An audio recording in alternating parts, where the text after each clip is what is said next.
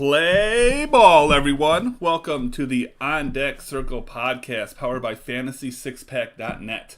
I am your host and the director of Dynasty Baseball at FantasySixPack.net, Dave Eddy. And you can find me on Twitter at Corporal Eddy. Now, before we get fully started into everything, please go ahead and do yourselves a humongous favor. And if you haven't done so already, subscribe to us on whatever platform that you're enjoying this on, if you have not done so already. That is really going to help us out, and it also helps to ensure that you're not going to miss any of the awesome content that we provide. Also, if you're watching this on YouTube, take just a moment for us and smash that like button, all right? Now, lastly, reviews, they really do go a long ways, folks. So if you're listening to us specifically on Apple Podcast, go ahead and take a quick moment, leave us a review, and let us know how we're doing.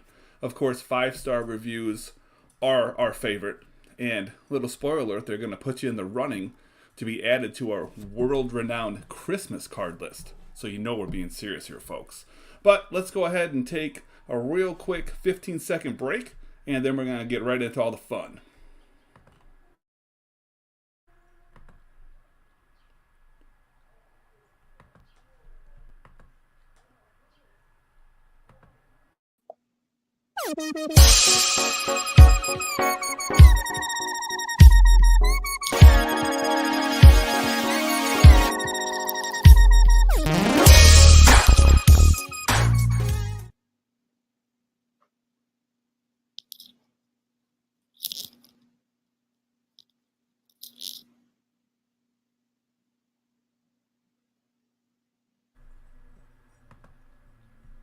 All right, well, welcome back, everybody. We are going to go ahead and jump right into things. So I'm going to introduce you to my handsome co-host. I've got Nick Zanaboni, and I've got Jason Beckner, who are going to be joining me every single week here to talk about Dynasty Baseball. So let's go ahead and let's start with you, Nick. Why don't you go ahead and tell us a little bit about yourself, where people can find you, and what you got going on. Hey, guys. I'm Nick Z from F6P, as I like to say on our Instagram. Please make sure you follow us on Instagram at Fantasy Sixpack, and follow me on Instagram, Nick NICKZEE 93, and on Twitter, Zanaboni 93, which is right under my name right here.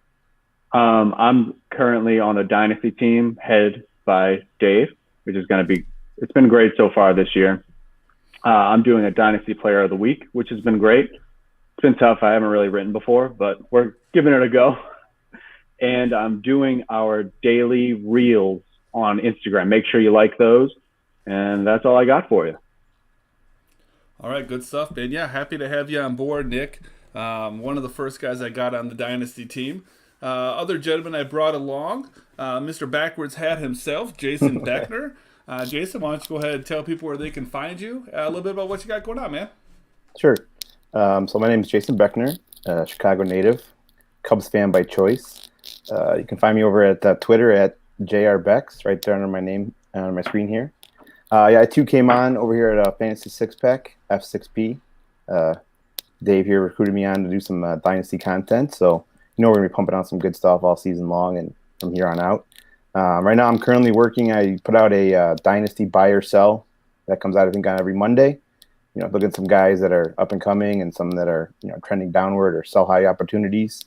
I'm also writing more for the redraft side, but it's also can be impactful for Dynasty as well. I'm featuring it's like a prospect report every week. Look at some guys that are being either on the brink of getting called up or just called up, or anyone you may want to stash on your bench before they come up and make an impact. Get ahead of those waiver wire bids. But yeah, that's about it.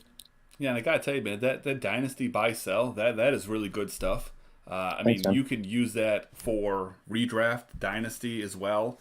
Yep. But that's something really that it's a quick read, for the most part. It's not you're not writing an encyclopedia. No. It's a real quick read of, maybe guys or trends that you've missed out on, good or bad. That's definitely one of the more popular ones. So good work on that, man. Thanks, man. Now, let's go ahead and get into, I think, probably the biggest news in baseball right now, and that's Fernando Tatis with an injury, man. I think most of us have probably heard this news by now, but let's take a minute, let's recap it, and let's just discuss. So, Tatis left last night's game against the Giants after taking a swing, falling down to the ground in pain. This is the second time now in 2 weeks that he walked off the field with a shoulder issue. Now, after the first incident, it was made aware that this shoulder has actually been a concern since he was in the minor leagues. They think that an MRI is expected to show a probable labral tear and some bone loss in his shoulder. Now, assuming that this is true, Tatis and the Padres are going to have a tough decision to make on what to do with him for the rest of the season.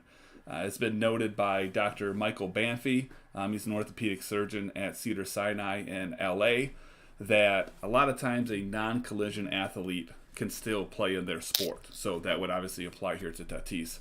And he goes on to say that the labrum is basically a ring of cartilage that surrounds the shoulder and holds that sucker in place. So a fix is arthroscopic surgery, and that's about a 6-month timetable for recovery and provides with no further complications. Now, what's more worrisome is that if he does play, that he can actually tear a capsule in his shoulder or his rotator cuff. One of those getting damaged means he's got to have that bad boy completely surgically repaired, and that could really put a humongous damper on his career.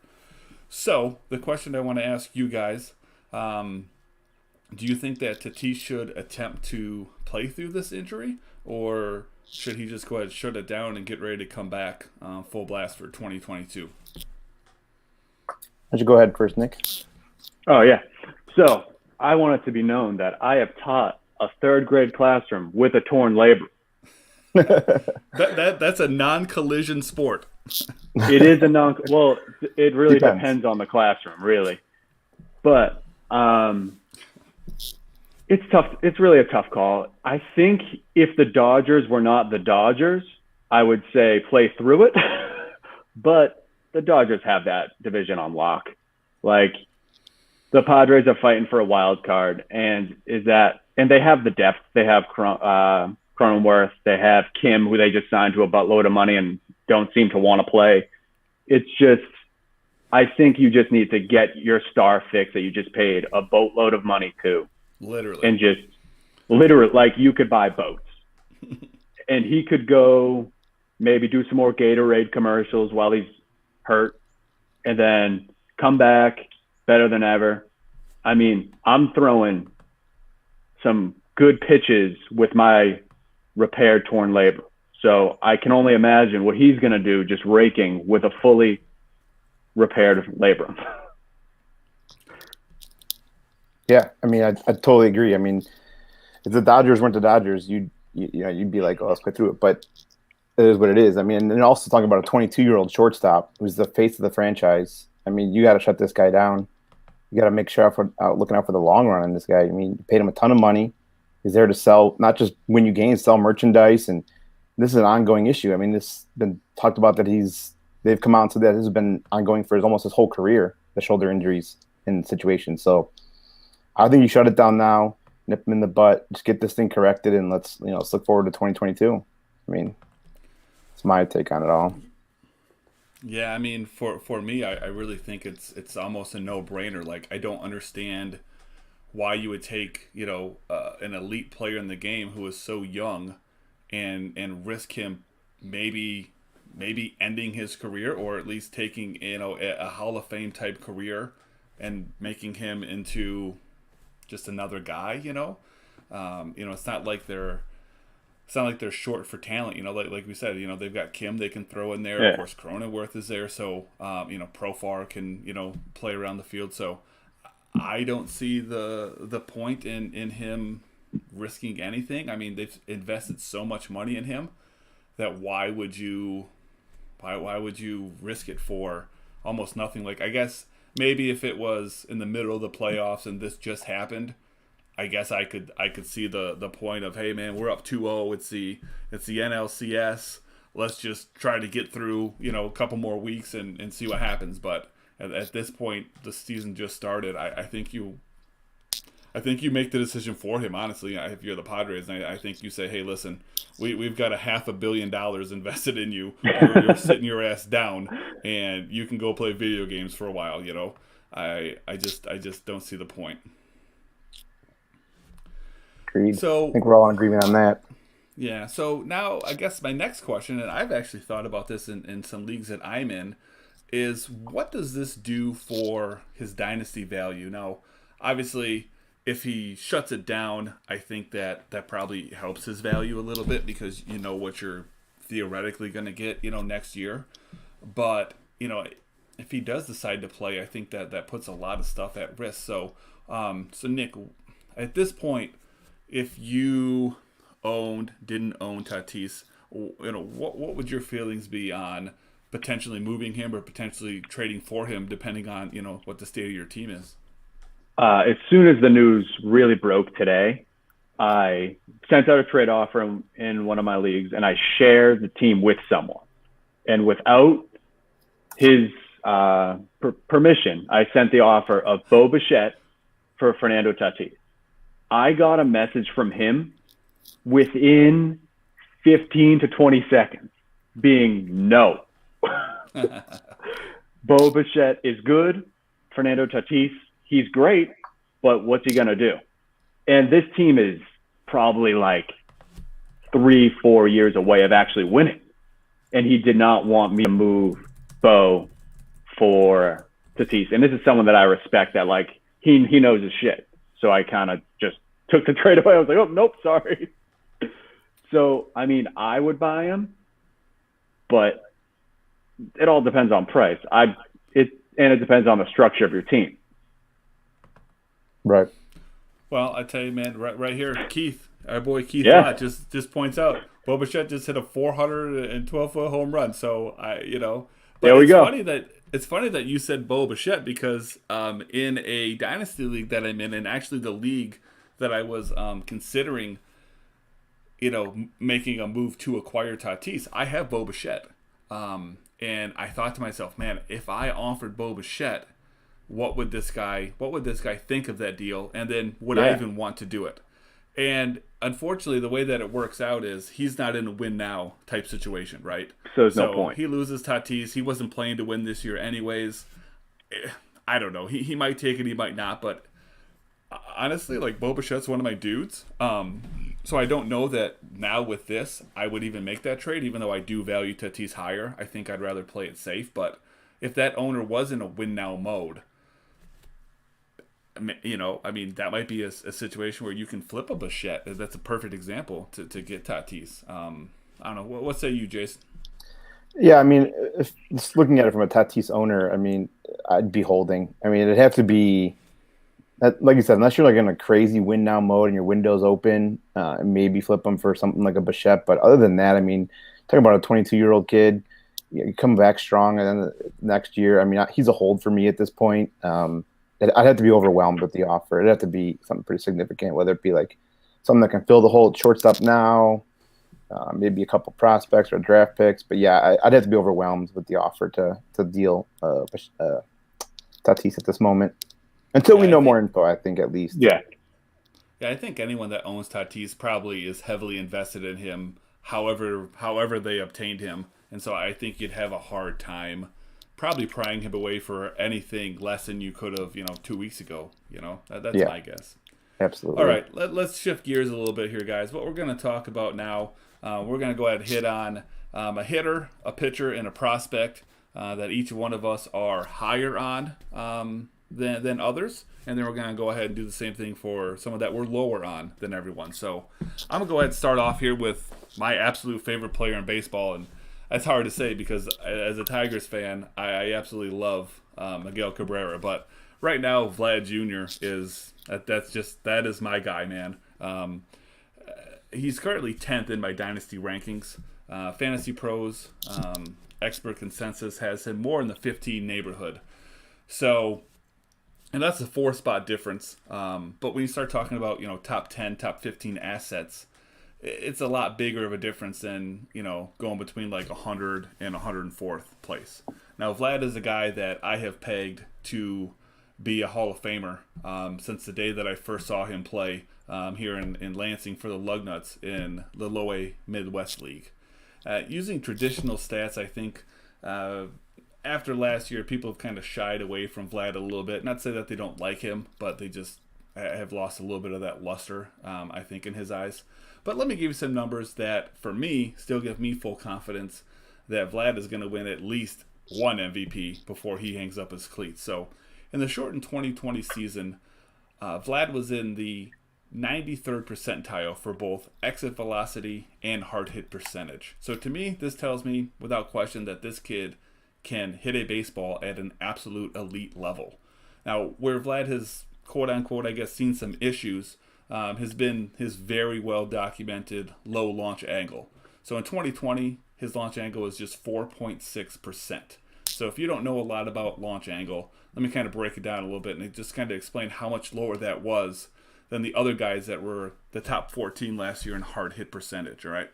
So the average of those top 14 for launch angle was 12.7%, which is massive compared to Vlad's 4.6.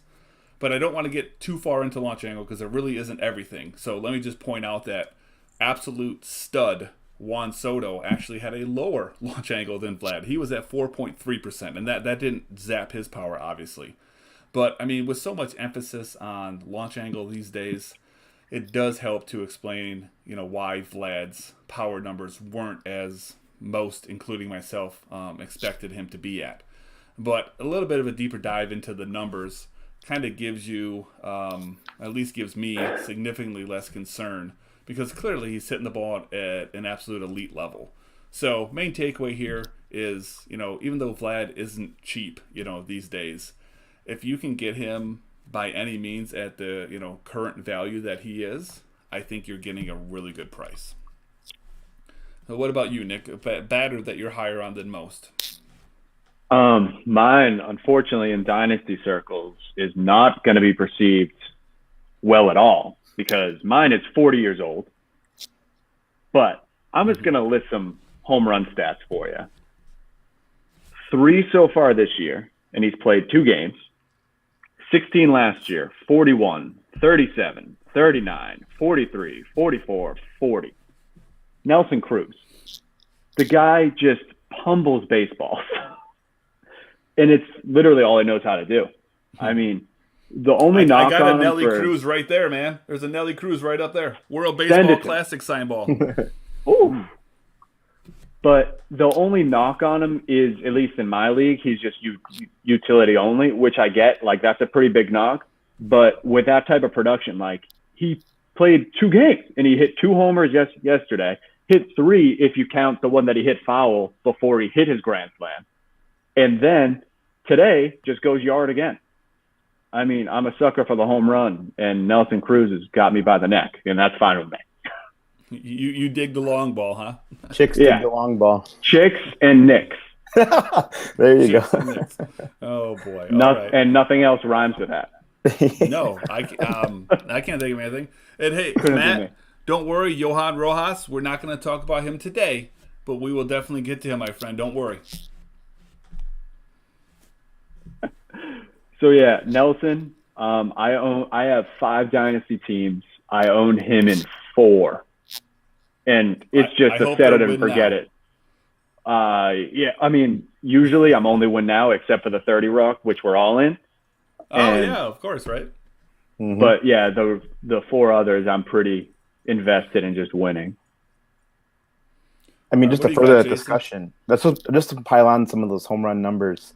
Since 2015, most home runs in MLB with 222. That's more than Trout. It's more than JD Martinez, more than Machado. But again, he's 40. So, I mean, are you looking at a sell high moment here? I mean, to me, he's probably going to have another 40 again this year. So, I mean, yeah.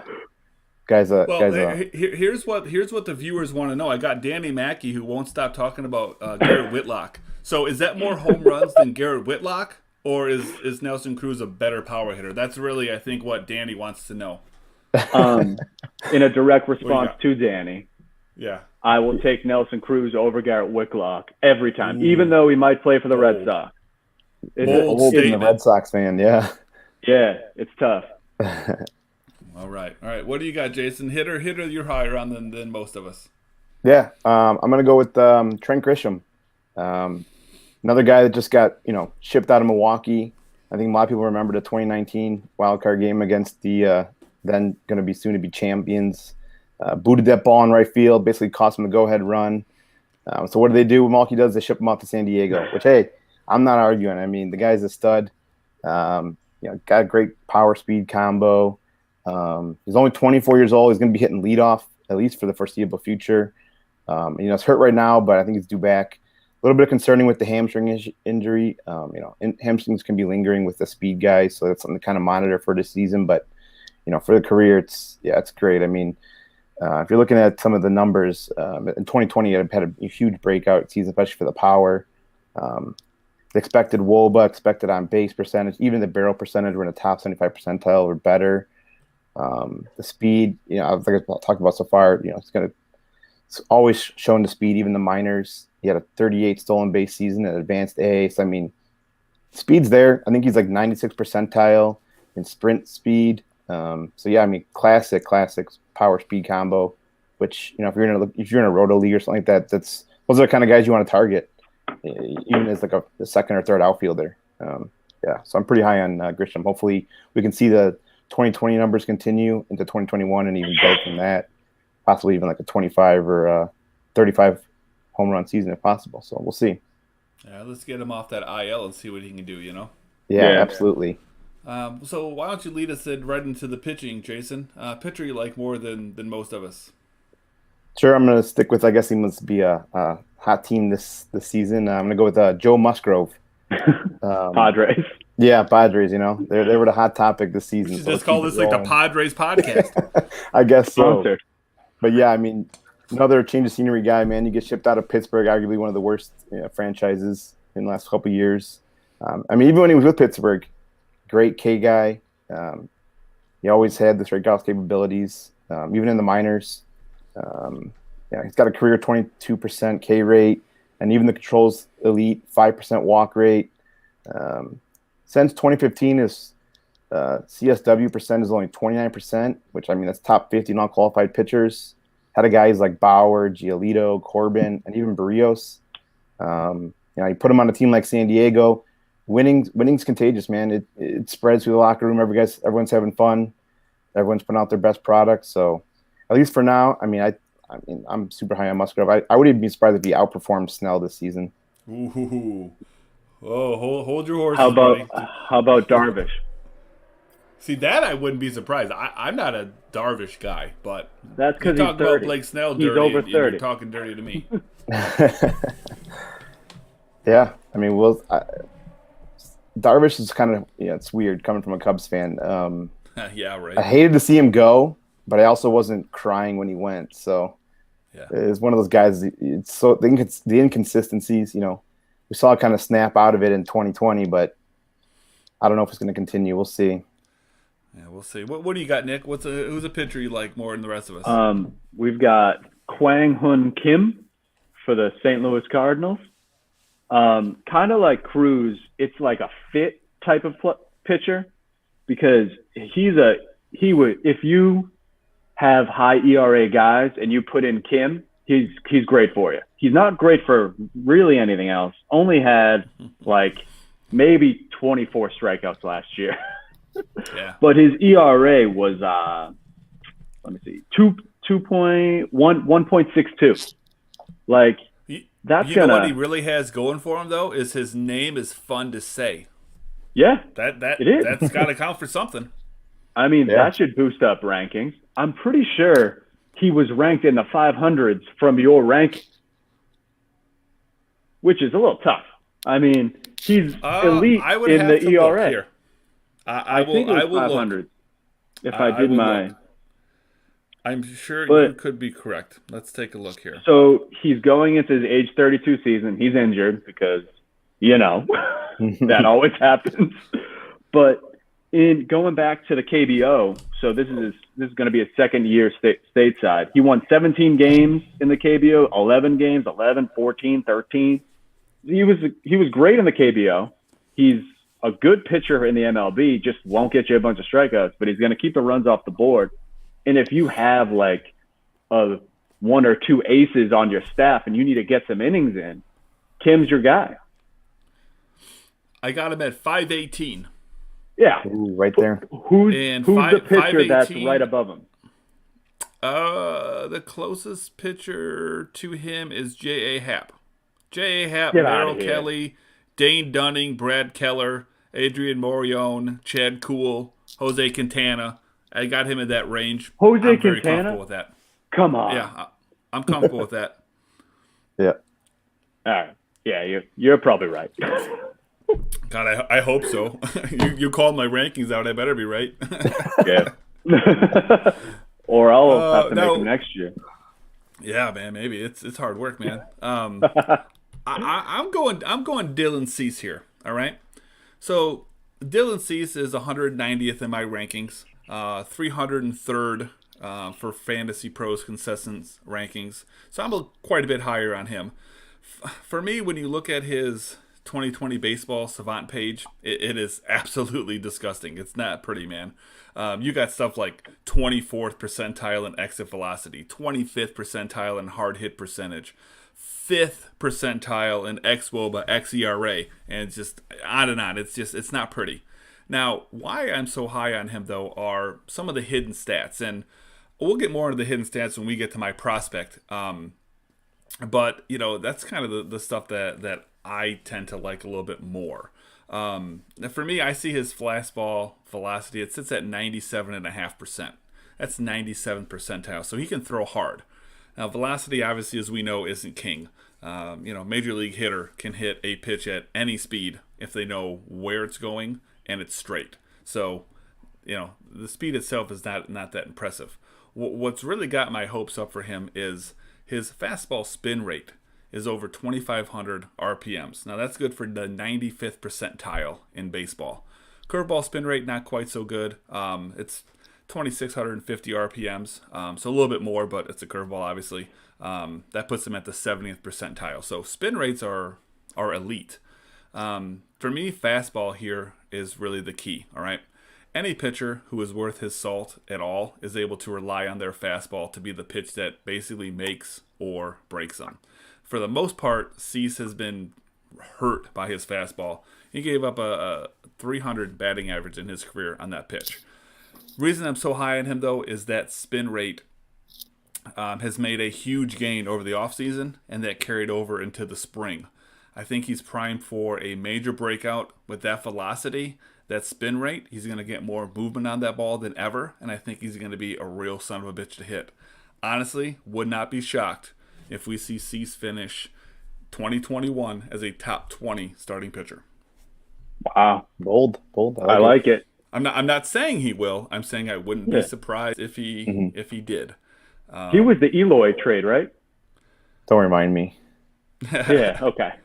Hold on, I have some backup. Thank you, Matt. I appreciate it. We got a Johan Rojas and a Dylan Cease supporter. Thank you, Matty. Yeah, I mean the only thing I got to see out of Cease is the control. The fastball can get away from him at times. The curveball's lights out. So I mean, compare it with that electric fastball. But yeah, if you can get that control going, man, yeah, I believe it, man. Top 20. So let me get to my prospect now. Prospect I'm higher on than most. Noelvi Marte, all right? 116th in my Dynasty rankings compared to 257th in the Fantasy Pros Expert Consensus rankings. When you look at my list, this actually puts him as my 12th overall prospect. I think he is going to be top 5 or better by this time next year. And like I said, not one of the guys that puts a lot of value on minor league stats at all. Now, I would rather that, my guys had tremendous stats in the minors, but I think that it's just crazy overrated and a terrible way, terrible way to try to evaluate prospects. Now, I'm not going to say that I completely ignore stats, but I definitely don't put a lot of stock into them. All right, it's kind of to me similar like MLB players like Dylan Cease. I put a lot more stock into StatCast and advanced stats than I do the traditional stats. But it's even more so for me when it comes to prospects, and there's a few reasons for it. I think the first and foremost is there are so many different leagues and levels of the minor league that stats are not apples to apples. What a kid does in the Dominican Summer League does not equate to what somebody else does in Double A. It just doesn't work. Second of all, the minor leagues are meant for development. So you've got a lot of guys who are out there not necessarily trying to just do their best at that given moment, but they're out there working on different things, different aspects of their games. So they're not so much worried about their results as they are getting comfortable with, approaches, maybe hitting the ball the opposite way. Maybe they're developing an off-speed pitch, so they're just throwing it over and over again in various counts, just to kind of see, get a feel for it, see how that pitch does. So they're throwing it a lot more than usual, and, they tend to get hit around quite a bit when they do that. So this is going to hurt their stats, but in real life, makes them a better player. So I don't buy a ton into minor league stats because, that kind of stuff is extraordinarily common. But anyways, with that big old spiel out of the way, let me get off the soapbox. I want to talk specifically about Marte. This kid is a dude. 2018 international signee. Comes in 6'2", just over 200 pounds. Looks like a 5-tool player. Me, I've got him with about a 55 hit tool, about 60 on the power, about 50 on the run. Just to touch on the fantasy relevant tools. Hit and power definitely have room to grow. I think the speed is going to drop off as he matures and kind of fills out a little bit. I think in his prime, I could see, some seasons hitting about 270, 25 homers, 90-ish RBIs, probably swipe you 10 bags, 350 on base percentage, 475 slugging. If we would get that from him for a handful of years or more, it is an absolute tremendous fantasy asset. He's a prospect, so, we're all going to just have to sit back and enjoy watching him develop and see what happens. But when it comes to Noelvi Marte, I am as high as anybody is on him in the industry. Good stuff. Sounds about right. All right, Nick, what do you got for a prospect, man? All right. I had to throw in a homer pick here. I had to. Joe Kelly? Joe Kelly's not a prospect, right? I know Joe Kelly's not a prospect. Oh, I thought you were going Joe Kelly. Okay. But could be the best name in the Red Sox system. One Blaze Jordan. I have a Blaze Jordan up there, believe it or not. I shouldn't. That's I have impressive. everything up there. That's I have impressive. everything up there. I have Noelvi Marte's on my ass up there. So you're not a stats guy, which is fine. I'm a YouTube guy. I'm a millennial. On YouTube right now. I am on YouTube right now, so this is kind of cool. But just search Blaze Jordan on YouTube. My God. Those belong on a different type of website, if you know what I'm talking about there. But, my Lord, guy just humbles the baseball. Again, chicks and Knicks dig the long ball. And as soon as Chaim Bloom got hired by the Sox, I didn't know who the hell he was, if I'm being honest. And then I read up on him. He's smart. He knows his prospects. He knows analytics, all that jazz. So he went into that draft knowing he was going to pick Blaze Jordan in the third round. So he picked Nick York early to underslot him, and then they ended up paying Blaze $1.7 million for a third round pick. That's like it's above slot, for sure. Yeah, it's definitely above slot because he was going to Mississippi State, I believe. So they signed him out of Mississippi State, and he's 17. So the odds that he actually fulfills anything are tough. But if he can tap into that power and get any type of hit tool, he's going to be hitting balls over that monster for the next 15 years, 20 years. Yeah. It's going to be great. Can't wait. Nelson Cruz 2.0? Is that what we're saying? Hey, I didn't say it. Oh, okay. I think he won a home run derby as like a 16-year-old and was in MLB Stadium or something. Maybe I think, if I recall. Yeah, dude's got massive power. Just bombs. Not to mention, I just dealt them to you in the 30 Rock. So. Yeah. I know. I needed to do that like right before this airs. Yeah. Exactly. So be careful. Yep. All right, Jason, hit us with a prospect. Yeah. I'm gonna go. I kind of feel this way the way you feel about Vlad. I feel about Alex Kirilloff. I Okay. got to actually see him in person. 2018, he came into town for Cedar Rapids. They used to visit here at King County. Fortunately, it's no longer an MILB affiliate, but got to see him in person, man. And that hit tool and that bat, when you're watching minor leagues and you hear that pop, man, there's a man among boys. So to me, he looks to me like I kind of comp him to a left-handed Goldschmidt. Got great contact, great OBP. Should see hopefully the power to continue to grow. He's only 23. In 2018, he did have 20 home runs, 100 RBIs. That was across 2 levels, I think, and one of them being in high A at Cedar Rapids. Again, the OBP numbers are going to be great. Got a career 365 OBP in the minors. It's got a great advanced approach at the plate. Not afraid, 2 outs. I think in 113 plate appearances, he's batting .330 with 4 home runs. So he doesn't shy away from any adversity. What's not to like about this guy, man? He's never had a weighted runs created plus lower than 115, which 100's average. So he's always been above average. And again, it's hard, like you said, it's hard to sometimes justify minor league stats. But I mean, if you see the eye test and you look at the numbers, man, this guy's a man among boys. Shocked that he didn't make the Twins opening lineup. So Yes. that kind of shocked me. Exactly what I was going to say. Especially because he made his, I guess you call it a debut, 1 game last year in the playoffs. Yeah. But, Yep. yeah, that was That's shocked. exactly what I was going to say, man. That has was to be a shocked. money thing, right? It's hard to say. It always is, isn't it? Service time, yeah. Yeah, service time manipulation for sure. Absolutely. Shame. All right, guys. Well, let's drop the optimism. Let's get that bullshit out of our system. Let's get to being pessimists. All right, that's what I like to do. So let's shit on some players. And Jason, why don't you shit on a hitter for us? Sorry, hold on 1 second. Yep. I mean, I don't know how many people are really this high on this guy, but I want no part of Victor Robles of the Nationals. I love him. Oh, Coming up to this, the minors, this guy was touted, another power speed guy, going to be leadoff hitter for the, possibly take it away or 1-2 guy for him and Terry Turner. But, I mean, if you pull up his Baseball Savant StatCast page, man, it is just littered with blue boxes. The X Velo bottom 1%. The barrel percent is bottom 4%. The X Woba is bottom 4% of the league. This is all from 2020 numbers, so I mean it's a little bit, take it with a grain of salt with the abbreviated 2020 season. But even the X batting average was 205 in 2020.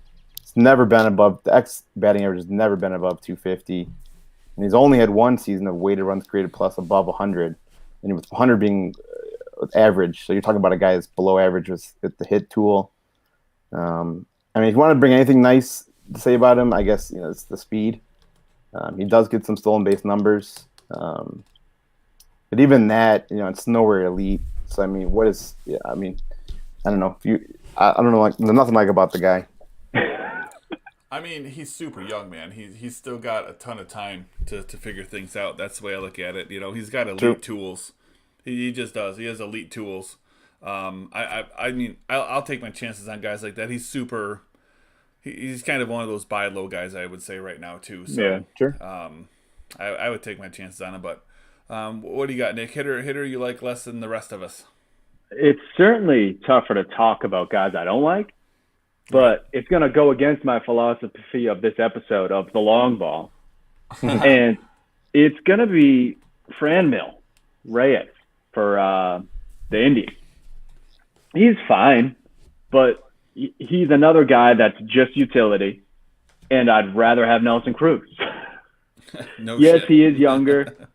He is only 25, going into 26, just fine. But he's a low OBP. He had a good OBP last year of 344, but the rest are all low threes. He's hit. So so he has 2 home runs this year.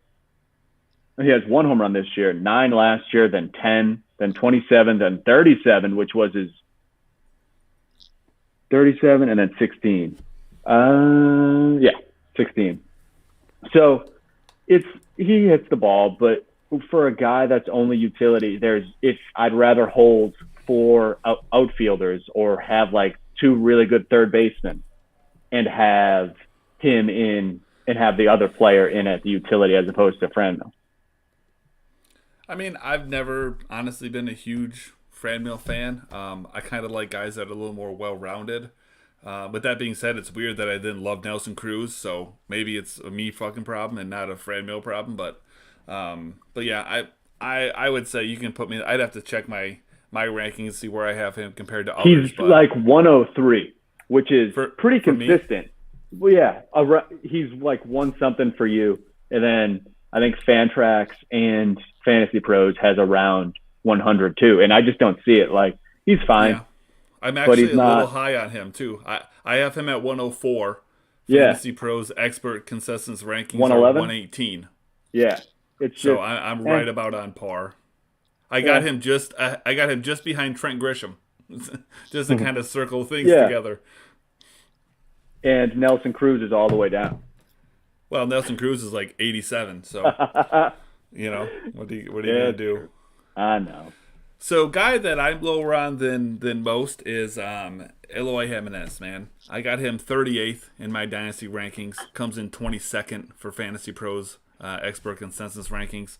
I dropped him down about 5 spots, so actually not as far as I expected in my latest rankings. After, and go figure, his recent shoulder injury, which has been a topic of conversation right today. And he's going to miss, most, if not all, of 2021. Mm-hmm. I mean, what I'll say about Eloy, man, his batted ball profile is absolutely elite. He's 90 percentile or higher in exit velocity, hard hit percentage, barrel percentage, X slug. So no doubt that this kid can hit a baseball. My concerns about him are his walk rate, his defense, which is why he got hurt in the first place, and then the fact that he, is hurt kind of significantly. Now, his walk rate took a little bit of a downturn in 2020 when you actually would expect that as he matured that it would, improve. He went from a 6% walk rate down to about a 5% walk rate, which is a little bit weird considering that he did mature and he made a slight improvement in his K percentage. So that, to me, I thought was a little bit unique. But dude's definitely going to need to work on his ability to hit things that aren't fastballs. In 2020, he absolutely killed fastballs, hit 352, and had a whiff rate of just under 19%. He did not do nearly as well on off-speed pitches or breaking balls, though. Breaking balls, he hit just 238, had a whiff rate of 37.2%. Off-speed pitches, he hit all right. He was 261, but he had a whiff rate of 41.1%. Now, I'll be the first to tell you that, most players obviously struggle more against, those pitches than they do fastballs. But, his batted ball numbers, like I said, absolutely impressive. However, he definitely needs to work to improve on those, breaking pitches. Otherwise, I really think pitchers are going to just lay off the fastball, and he's going to see even less than the 45% of fastballs that, he saw last year. Now, granted, we're going to wait till 2022 to see this. Yeah. But, I mean, I'm just not a huge Eloy guy. Speaking of that, did you guys see the White Sox Twitter about that injury? No. Oh, my gosh. On opening day, they held up his jersey. Oh, yeah, that. Like, come on. Like he was, dead or something. Yeah. It was, weird. He's dead. He's dead to me. Okay. We can insert that picture here. Yeah. So speaking of other guys I don't like, then my pitcher is Tyler Glasnow. Tyler Glasnow comes in 91st in my Dynasty rankings, 51st in the Fantasy Pros expert consensus rankings. So that's actually quite a difference, I would say. Now, if anyone who follows me knows my work, I have said 1.5 million times I am not a fan of pitching when it comes to fantasy baseball. The volatility that they come with just does not interest me in the absolute least. And Tyler Glasnow is a prime example of why I hate pitching. Now, when he's healthy, I'll happy to admit, man, that dude's a top tier pitcher. Problem is, he only provides you with, great numbers, few and far between, because he's just not on the mound very often. Now, if we don't count his debut season in 2016 because it was so brief, he has never thrown more than 111 innings or made more than 13 starts in a season. If we don't count 2020 because it was a short season, and then we also don't count his debut season, he averages 12 starts and 78 innings a year. Now, he's 27 years old, so he's had a chance to prove he's healthy, but he's also still has plenty of chance to prove that, he can turn it around. He's only thrown 5,400 pitches in the major league, so his arm theoretically still is, got a lot of tread on it, but I just can't imagine drafting Glasnow or giving up the assets that it would take based on his ranking, by others to acquire him. He just straight up is not reliable. I don't think you can count on him to lead your rotation or to lead your team, to a good finish. Again, very biased against arms, but you'd have one hell of a time selling me on ever acquiring Tyler Glasnow. Would you be comfortable with him as your 2? No. 3? Depends who the other 2 are, but no. Him or Stroman? I mean, depends what the makeup of my team is. If I'm just trying to acquire assets, then if I can get Glasnow at a decent price and flip him, then cool. But if I'm trying to straight up just win this year, I want Stroman. Yeah. Okay. I don't care what my rankings say. I'm guessing Stroman is lower. Yeah. But I have no idea. It just the only way that I would possibly own him is if I got a really good deal for him and I was just going to turn around and flip him. I wouldn't roster him to keep him. Understood. All right, Nick, what do you got, man? Pitcher for us you don't like. All right. Quick hint. He's not the best pitcher in his state. His name is Garrett Cole. Bartolo Colon? Oh. Garrett Cole. Again, this is probably Red Sox bias, which is fine with me for the first episode. I'm happy to show my bias. Fine with me. But he's usually around the second-ranked pitcher in most rankings. I'm not sure where you had him at. But so DeGrom, I'd pick before him. Bieber, I'd pick before him. Bauer, I'd pick before him. Giolito, Buehler, and Nola. And I'd say maybe Jack Flaherty. He's like a little close just because I'd probably pick Cole before Flaherty. But it's just the bad ballpark. He's a Yankee. The whole thing of him holding the sign pissed me off, of him holding the sign when he was a kid and a fan. He just rubs me the wrong way, honestly. It has nothing to do with the pinstripes. Just kidding. It has everything to do with the pinstripes. Bless you. He's a good pitcher, but he's just not for me. So that's why I'm lower on him than most. I think people could argue that he's better than Nola, but you can't say DeGrom or Bieber because Bieber's a friggin' stud out there. So real stats to back any of this up. I've got DeGrom 15 is my number 1 pitcher. Mm-hmm. I got Bieber 21. Yep. Cole comes in right behind him basically at 23. And then I'll get to your Flaherty. I've got Giolito, Buehler, and then Flaherty at 34. So Cole 23, Flaherty 34, and I don't think that there's a massive difference between the two of them. Fantasy Pros expert consensus rankings have Cole at 20 and Flaherty at 27. So not a massive difference. Where's Nola on those? Aaron Nola. I have him 46. Yeah. Just ahead of Trevor Bauer. And Nola is 34 on the consensus rankings. Yeah. Yeah, so personally I would take all those guys before him. I'm sure Jason would probably pick Cole before maybe 2 or 3 of those, especially probably Jack Flaherty with the whole NL Central thing. But just not for me. All right, Jason, what do you got, man? Pitcher that you like less than the rest of us? Yeah, I'm going to go with someone over there at the Diamondbacks. That's Zach Gallen. Yeah, he was actually the next guy on my list. I've got Gallen 49th, right behind Nola, Bauer, and then I got Gallen. Okay. Yeah, to me, he just doesn't really he doesn't have the power pitching arm that I like to see in my my top arms. He nibbles a lot, lives on the edges. There's no really velo on the fastball. It's just low 90s, high 80s. Even the cutter that he throws is like 87 miles per hour, mid 80s, which I think the fastball velo might even sit in the bottom 20 percentile of the league. Yeah, he just lives too much on the edges of the plate, which we've seen.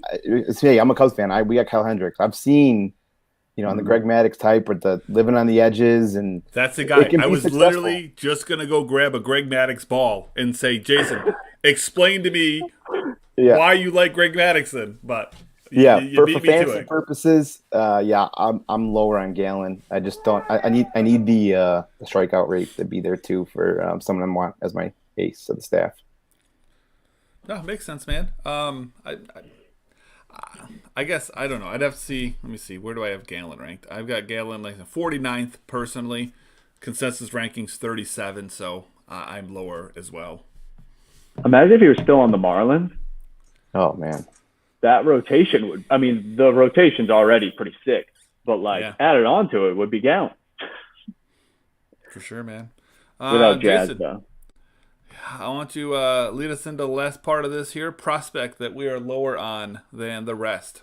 You got a guy that I actually really like. I thought this one might get a little bit of feedback, so I like to kind of throw it out there, get a little bit different opinion. But I'm going to go with Luis Patino, who was actually just shipped over to Tampa Bay. So, which is why I like him even more. I mean, he went from a great organization to a greater organization. Sure. I don't know. He didn't get screwed and get shipped off to Pittsburgh, Right. Yeah. No, I'm definitely curious to see what they do with him because how they're awesome at developing arms. But as of right now, I think with that velo and the lack of secondary and even third pitch options, he's just more destined to be a bullpen arm. And who knows, maybe in a future closer. Again, the velo is what really stands out there. He also relies on the fastball a lot, throws it 65% of the time, and sometimes he can even struggle with the command. His walk rate has increased every season since 2018, and was at 16.5 in 2020, which, again, it's a small sample size, so take it what you want, but it's also 2%, bottom 2% of the league. In my opinion, I think he's more destined to be a bullpen arm, whether it be setup man and possibly even a closer in the future. So, I mean, they do have some value, but in my eyes, that's someone that I'm a little bit lower on as far as prospect pitching goes. I mean, my main concern with him, it leads to your point, and that's just his size, that too, yeah. And it's not always it doesn't mean that someone, can't, log a lot of innings, but when you've got someone that has his kind of stuff, I mean, everyone's stuff plays up when you, throw, an inning, but his stuff would play up to an absolute elite level. So if he did end up not becoming a starter, I think he could be an absolute dominant closer if it came down to it now. Sure. I don't know. The way Tampa Bay operates, they don't have closers. You don't want him in the bullpen, but I mean, I got Patino 166 in my rankings, 184th for the consensus, so slightly higher on him than others, but not crazy high. He's actually just ahead of Jason Dominguez for me, if that tells you what I think of Jason Dominguez. But like I said, Tampa Bay can, if they can develop him into, get that second, maybe even throw a changeup in there that I know he's been working on. So, I mean, let's see what Tampa Bay can do with him. But yeah, that's someone I'm lower on. What about you, Nick? Prospect you're lower on than the rest of us. I kind of cheated here. I went with just pitchers in general. I love it. I've been playing Dynasty for about 5 years, and I in my first year player draft just draft bats because pitching I like to pay for pitching later. I'll trade my top hitting prospect with one of my bats, like regular bats, for a established pitcher.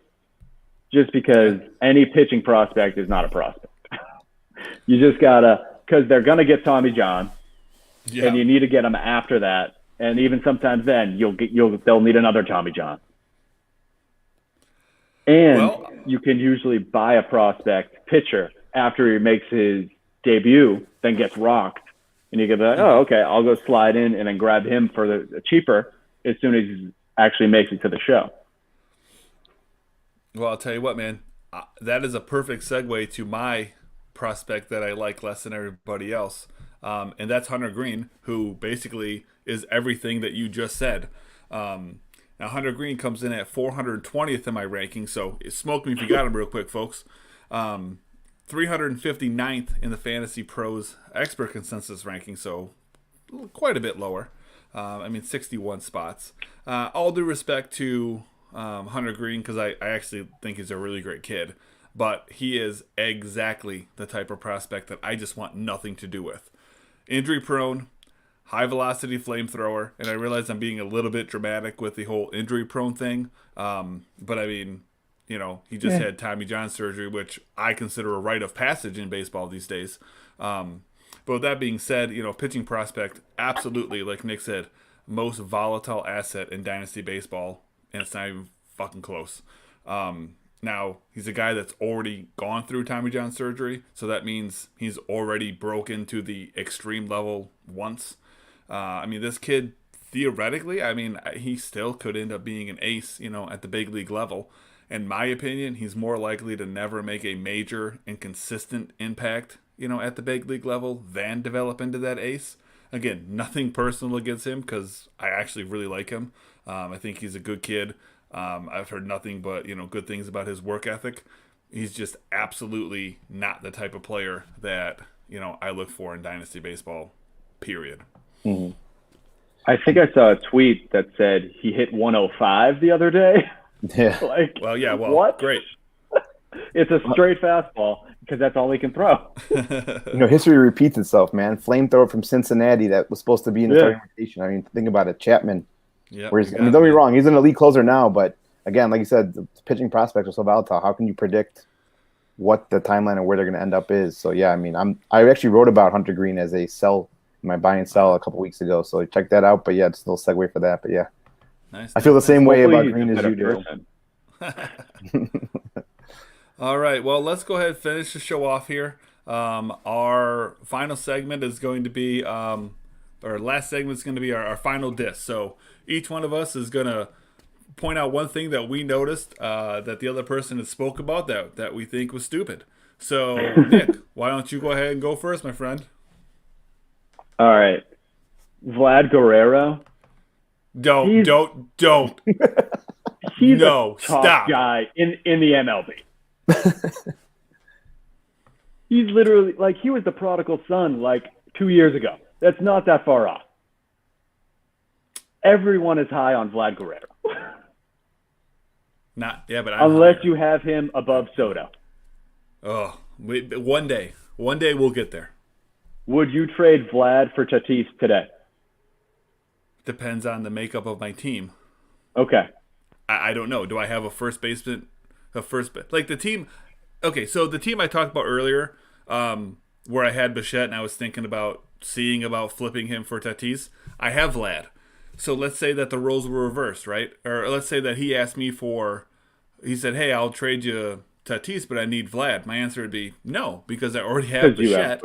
Yep. And I guess I do have Bellinger in that league too, so I could move Bellinger from the outfield to first base. But is this a 12-team league? It is a 14-team league. Oh, okay. I just happen to be awesome at Dynasty Baseball. Don't ask me my pitching staff though, because it's trash. But man, I can hit for days. Yeah, I'm with you. All right, what Jason do? It's just a hat. You don't like my hat? So, for a backwards hat, Dave also can't do this. The backwards hat on a bald guy is just tough. Hey, whoa, that's two. That's two. Yeah. Hey, don't be flying your hair around here like that, man. I'm just over here. Hold on. Hold on. I'm going to fix this. Hold on. I got this. There we go. Yeah. That's fine. Us ball guys got to stick together. Keep your shit up, Nick. See what happens. I'll be kicked out of here. All right, Jason, your turn, buddy. Final diss. The only thing I gotta say is, Nick's hating on Cole, but I'm gonna stick up for my guy. There's only two guys I'm taking over Cole, and that's Bieber and DeGrom. Other than that, Cole's my guy. That's fair. All right. So, I mean, for me, really, all I got to say, and I've already said it, but I'm disappointed in Jason for making fun of Zach Gallen while describing him as Greg Maddux. Like, I don't, like, what do you, I didn't like, compare him to you're a Greg Cubs Maddux. fan? No, I did, Yeah. though. You said, Yeah. oh, hey, you just named everything that Greg Maddux did well, but then you said it was shitty that Gallen did it. True, yeah. I don't know, man. All right, guys. Those Well, two hey, should be in the we're same sentence anyway, so. yeah, man. No, they shouldn't be. But hey, we're about to hit the 1 hour mark here, a little bit longer than we meant to go. Perfect. But I really appreciate everyone tuning in. I've been watching the number of viewers here from YouTube and putting some of the comments up, so we really appreciate it. I hope everyone enjoyed our little bit of banter and had a good time. We are going to be back every single Tuesday at the exact same time. So, if you didn't subscribe yet, please do so. Whether you're watching this live or whether you're going to watch a replay of this here at some point. But please subscribe. Really helps us out a lot. Allows you to go ahead and get, notified when we go live as well. I'm going to put out the schedule for this so that you can set reminders there as well. But we really appreciate it. And we will look forward to talking to you next week. Smash that like button.